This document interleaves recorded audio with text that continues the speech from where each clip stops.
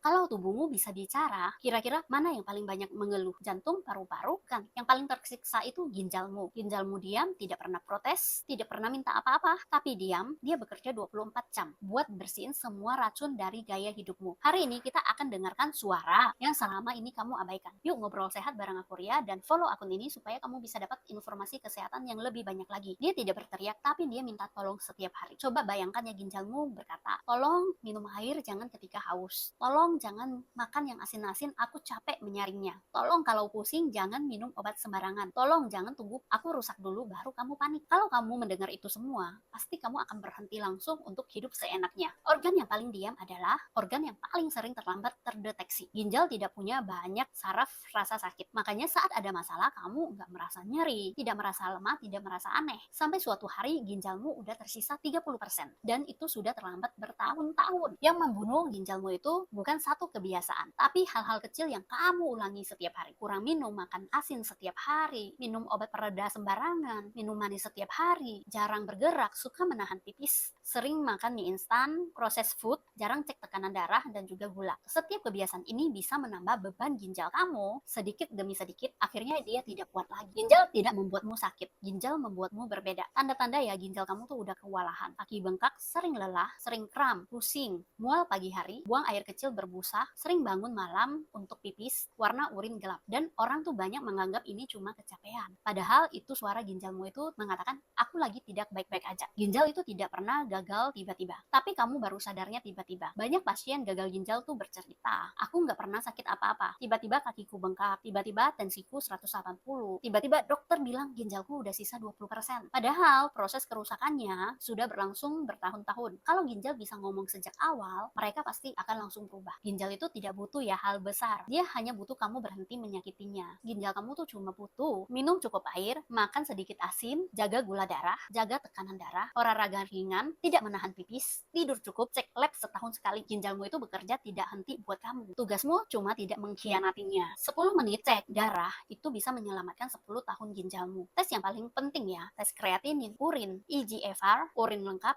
albumin urin. Hasilnya bisa memberitahu apakah ginjalmu itu sedang kuat atau dia lagi menjerit dalam diam. Merawat ginjal itu murah. Yang mahal itu adalah penyesalan. Mulai dari hal kecil, minum air putih 6-8 gelas per hari, kurangin makan asin, kurangin makan yang manis-manis, kurangin makanan instan, 10-20 menit jalan kaki atau olahraga ringan, atur stres, makan lebih banyak buah dan kurangin gorengan. Selangkah kecil ini bisa menyelamatkan ginjal kamu 5-10 tahun ke depan. Kalau kamu bisa dengar ginjalmu, apa yang kamu harapkan ia katakan? Kamu mungkin berharap dia berkata, terima kasih sudah menjagaku. Tapi kenyataannya, bagi banyak orang, ginjal mereka tuh sedang berkata, aku capek, tapi aku tetap kerja loh buat kamu. Ginjalmu udah menyelamatkan hidupmu dari lahir. Sekarang saatnya kamu menyelamatkan ginjalmu.